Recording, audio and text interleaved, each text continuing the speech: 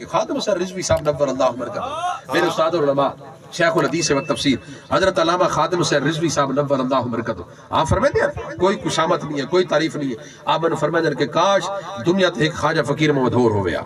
آج میں دیکھا جتنا بھی کہے للکارے خواجہ صاحب رحمۃ اللہ تعالی نے ننگی تلوار لے کے آپ حاضر ہیں فرمایا لوگوں پریشان نہیں ہونا نہ پیسے دی فکر کرنی ہے نہ جگہ دی فکر کرنی ہے اے اج دی گل ہے ایک آدمی میں نے دس رہا ہے کہ پیپلا دی شہر دے اندر حضرت قبلہ خواجہ صاحب رحمۃ اللہ تعالی نے کانفرنس کا اہتمام کیتا اور بڑے بڑے علماء بلوائے بڑے بڑے مشائخ اکٹھے ہوئے لیکن آپ نے فرمایا گل سنو اسا اتنے کانفرنس کروانا چاہتے لوگوں نے دسیا حضور یہ بڑا غریب علاقہ ہے اور بڑی کات سالی ہے لوگوں کو ہے کوئی شے کو نہ آپ نے فرمایا جگہ تو سڈو کانفرنس میں کروا سا لیکن جس وقت حضرت صاحب رحمۃ اللہ تعالی آپ نے کشف القبور حاصل ہے آپ جس وقت کسی قبر دے کولو باویں نہ سرہانے کول کھڑے ہو کے کشف القبور یہ ہوندا ہے کہ زندہ بندہ میت اور گفتگو کردا ہے آپ مراقبہ کرنا مراقبہ کر کے قدمین شریف والے پاس بیٹھ کے اگر کوئی سیاح تازہ ہو گیا پیر ہو گیا وہ دی قبر تے بیٹھ کے اس میت اللہ گفتگو فرما دیا آپ سب تو پہلے تاجدار گولڑا پیر مہر علی شاہ رحمۃ اللہ تعالی کول گئے خواجہ قمر الدین سیالوی دے دربار تے تشریف گن گئے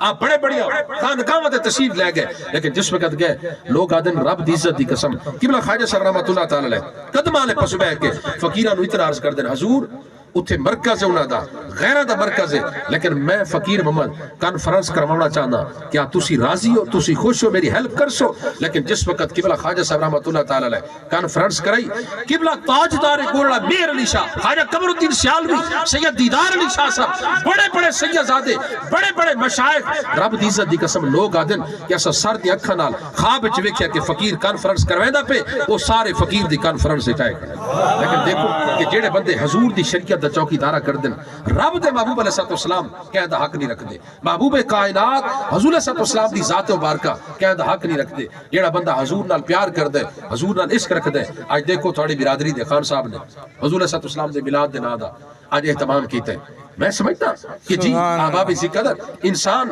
جس وقت حضور علیہ السلام نال پیار کر دے بھائی دنیا دوتے تسی رہ کے محبوب کائنات نے نہیں فرمایا کہ تسی معاذ اللہ استغفر اللہ نماز چھوڑ دو حضور دا میلاد سب اس چیز دا درس نہیں دینا نہیں خدا را جی میں میلاد دا اہتمام کرتے ہو نا یہ میں نماز دا بھی اہتمام کرو یہ میں تلاوت قرآن پاک دا بھی اہتمام کرو اللہ تبارک و تعالی اسا سب دا مل باہمنا اپنی بارگاہ عالیہ اندر قبول و منظور فرمائے اور اسی مہینے دی انشاءاللہ العزیز 11 12 13 اکتوبر